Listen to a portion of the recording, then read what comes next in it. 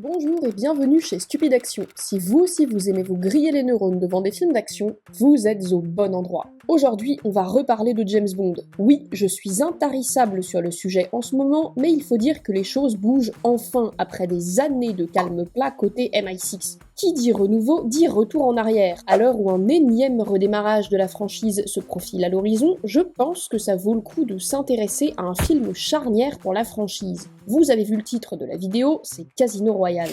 Oui, quel que soit le prochain film, il sera forcément comparé au dernier redémarrage en date, c'est-à-dire Casino. Sur ma chaîne, j'ai déjà réalisé 2 vidéos sur des films de James Bond qui m'ont marqué. D'abord, j'ai arbitrairement décidé que Goldfinger était le meilleur si on suit la formule à la lettre, et puis je vous ai expliqué pourquoi GoldenEye était mon préféré, à grand renfort de tanks et de méchants.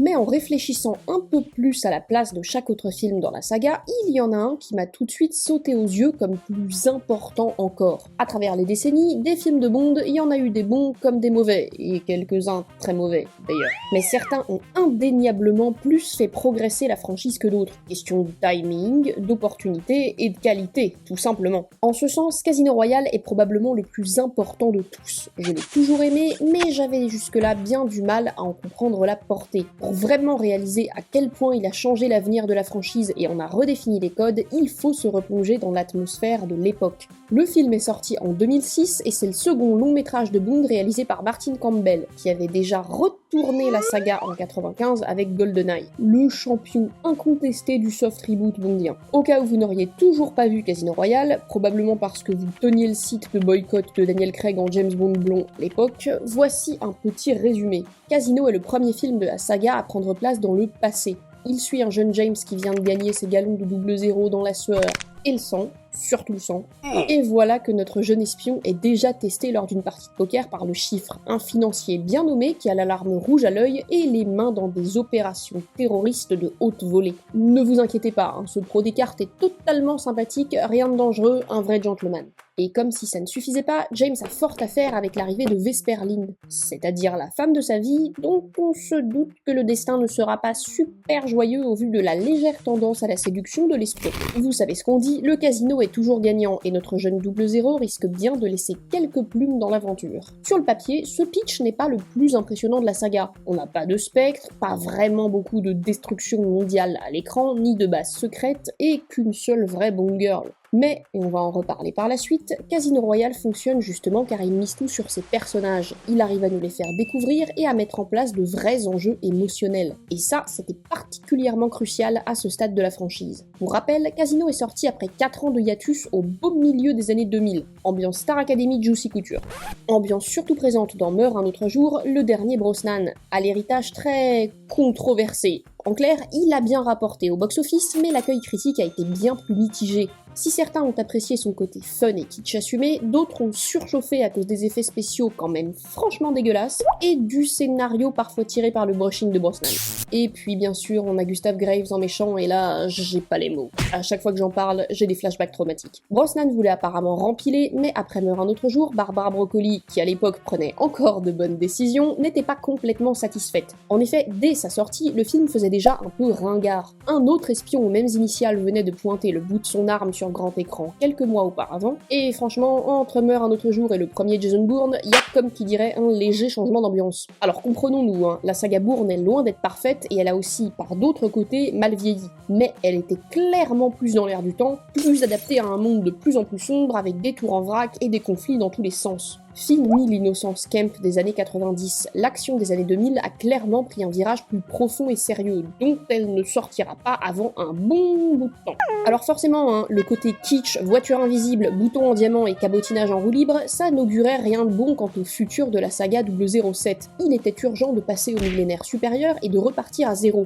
Et ça, c'est le premier succès du film de Campbell. Il a relancé la franchise en proposant une rupture de ton totale. Peut-être le changement d'ambiance le plus brutal de toute la saga, parce que même l'ère Dalton avait commencé plus léger avant de s'assombrir. Et si GoldenEye était plus fun que Permis de tuer, on n'est pas du tout sur le même calibre. Entre Meurt un autre jour et Casino Royale, on passe d'un film d'action pour enfants à un thriller d'espionnage clairement destiné aux adultes, avec des séquences de torture qui gratouillent et une violence plus du tout cartoonesque. En une phrase, c'est combat de kermesse contre massacre à la machette.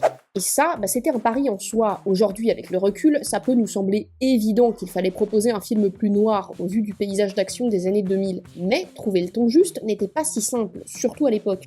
Si se détacher du kitsch devenait urgent, être trop sombre, c'était aussi trancher avec l'ADN de la franchise, qui doit faire rêver. Et ça, je n'en démordrai jamais. James Bond ne peut pas être qu'une vision tristement réaliste du boulot des agents secrets. On a besoin d'avoir une dimension super-héroïque du personnage. Ça fait partie intégrante de sa légende. Il fallait donc réinventer 007 de toute urgence afin d'éviter un flop abyssal et une intrigue instantanément ridiculisée. Ou pire encore, un film pas rentable au box-office. La pression monte, pour la faire baisser, rabattons-nous sur la vodka martini. Ouais, parce que c'est à peu près les enjeux du prochain film, d'où cette vidéo. Et face à ces enjeux, la réponse de Martin Campbell fut sans appel. Il sortit le grand jeu, carte sur table. Promis, j'arrête les jeux de mots. Casino Royale ose offrir quelque chose de complètement différent et l'assume. En plus de proposer une jolie rupture tonale, le film en présente une plus littérale de rupture. Un changement de chronologie. Ça non plus, on ne le réalise pas vraiment aujourd'hui, parce que l'ère Craig justement se repose beaucoup sur cet aspect de progression du héros et de continuité temporelle. Mais jusqu'à Casino Royale, James Bond n'avait presque aucune continuité. C'était juste un espion qui revenait avec un petit lifting de temps à autre afin d'affronter un nouvel ennemi. Oui, il y avait quelques scènes qui mentionnaient d'anciens films ici et là, dont une dans L'espion qui m'aimait où Anya Amasova, agent du KGB, rappelle douloureusement à James la mort de sa femme. Scène qui fait définitivement partie des meilleures de la franchise, qui est injustement ignorée par la fanbase alors qu'elle apporte de la profondeur à l'ère Roger Moore tout en introduisant Anya, et qui est ma préférée et dont il faudra que je vous parle un jour en détail, mais je m'égare plus que James et Anya dans le désert. Revenons à notre Bond blond. L'idée de créer un arc de personnage cohérent et donc de suivre l'évolution de James et non plus les aventures de 007, elle était révolutionnaire en soi.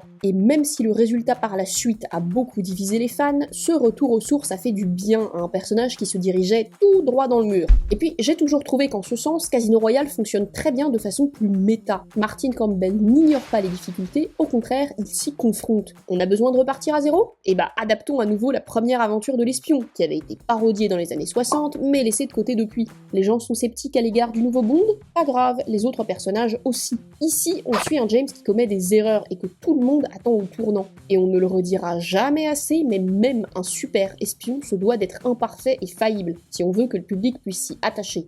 Le film le sait et il en joue, il épouse les peurs du spectateur et offre à Daniel Craig l'opportunité de faire ses preuves. Et le résultat est tout à fait convaincant, tant en termes d'interprétation que de présence à l'écran. Exit le grand spectacle de GoldenEye. Ici, on est embarqué dans une histoire beaucoup plus resserrée, mais qui, comme GoldenEye en son temps, touche du doigt le point faible de James, ses relations sociales et les personnes auxquelles il tient. Et oui, derrière son costume 3 pièces et ses lunettes qui vous déshabillent, c'est un vrai sensible, notre agent. Tout ça a posé les jalons d'une nouvelle ère, plus sombre et contemplative, mais ça nous a surtout offert un bon film. Ouais, c'est peut-être évident, mais pour révolutionner la saga, Casino Royale se devait déjà de nous divertir. Et c'est ce qu'il fait, avec un scénario centré autour d'une histoire plus simple, brute et brutale, celle d'un amour tragique et d'un passage à l'âge adulte pour un homme hanté par son enfance malheureuse. Non, ce n'est pas le pitch de la dernière Palme d'Or à Cannes, et oui, vous êtes toujours sur ma chaîne. Mais vous l'aurez compris, Martin Campbell a fait beaucoup pour la saga en nous proposant un film profond avec en plus un rythme parfait. Et à ce propos justement, j'ai besoin de faire un petit aparté sur le rythme dans Casino Royale et le découpage du film. Il est extrêmement bien construit. Dès le début, il nous plonge dans l'action brusque et sans filtre, et il ne s'arrête jamais. Enfin, presque jamais. Juste le temps de quelques dérapages contrôlés pour ne pas chuter. D'ailleurs, vous saviez que la séquence de parcours sur la grue a nécessité à elle seule 6 semaines de tournage ? Casino compte très peu de ralentissement et de temps mort. Le suspense reste important pendant tout le métrage, et c'est d'autant plus impressionnant qu'une bonne partie de l'intrigue se déroule autour d'une table de jeu. Mais attention, ce rythme effréné ne veut pas dire que le film est un enchaînement de scènes bourrines. Non, il va vite parce qu'il est entièrement construit autour d'un sentiment d'urgence. Sentiment qui se ressent aussi bien dans le scénario que dans le montage, et qui reflète aussi la quasi-panique d'un James mêlé à une mission bien plus dure et sanglante que prévu. Ce rythme rapide, c'est celui de Bond qui n'a pas le temps de reprendre sa respiration, celui de Vesper qui ne sait plus dans quoi elle s'est embarquée, celui des jetons qui roulent sur la table de poker les uns après les autres, et paradoxalement beaucoup moins celui du chiffre qui semble dans le contrôle, enfin au début. Tout le film dégage une impression de fuite en avant qui sert aussi à mieux souligner les rares moments de calme. Ils permettent d'introduire les éléments importants, comme la trahison de Matisse, ou d'approfondir la relation entre James et Vesper. Les spectateurs sans doute, pas de douceur dans un monde de brutes. Le calme est donc trompeur et ne peut qu'annoncer la tempête. Tempête qui s'incarnera en une fin assez poignante. On savait bien que le bonheur de James et Vesper ne pouvait être qu'éphémère et que leur lune de miel était trop belle pour être vraie. Mais quand elle touche à sa fin, l'effet n'en demeure pas moins puissant. Surtout avec les demi-lunettes du méchant Adolf Hitler, oui, vous avez bien entendu, qui sont quand même assez incroyables. Bon, et puisque j'en suis au hors-sujet, Martin Campbell arrive à créer une vraie alchimie entre James Bond et la Bond Girl du film. Comme dans GoldenEye, elle a son propre arc narratif, et évite ainsi le cliché réducteur de la potiche trop fréquent dans les anciens métrages. L'idée de mettre en face d'un James débutant une comptable elle aussi perdue au milieu d'un monde qu'elle ne maîtrise pas aide à créer un sentiment de proximité entre eux. Et bien sûr, mention spéciale à Eva Green qui est tout bonnement hypnotisante dans le rôle. Je ne m'étendrai pas sur Mads Mikkelsen en le chiffre puisque j'en ai déjà parlé dans une vidéo à part, mais c'est aussi un méchant très solide qui a contribué au succès du film. Bref, avant de penser à relancer la franchise, Martin Campbell a commencé par réaliser un bon film, et un bon film de James Bond, et mine de rien, c'était déjà pas si mal. Merci Martin.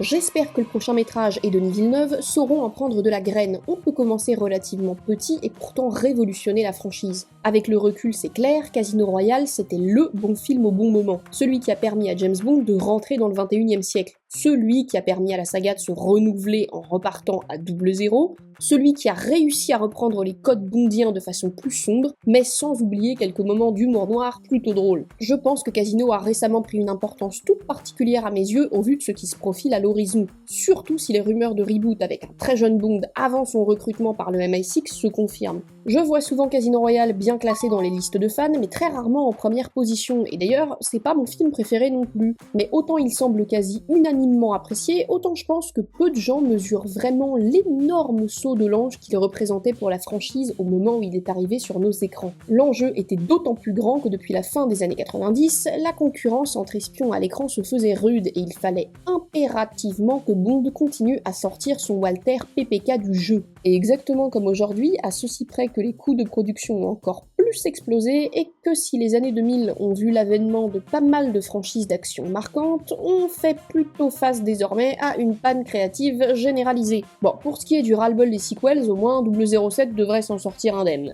Je veux dire, après 25 films, on en reprendra bien un de plus. Alors serait-ce le moment pour la franchise de repartir à zéro? Oui, et si l'enjeu est grand, l'opportunité aussi. Je pense qu'on peut vraiment s'inspirer de la réussite de Martin Campbell pour voir qu'il ne faut pas hésiter à prendre quelques risques.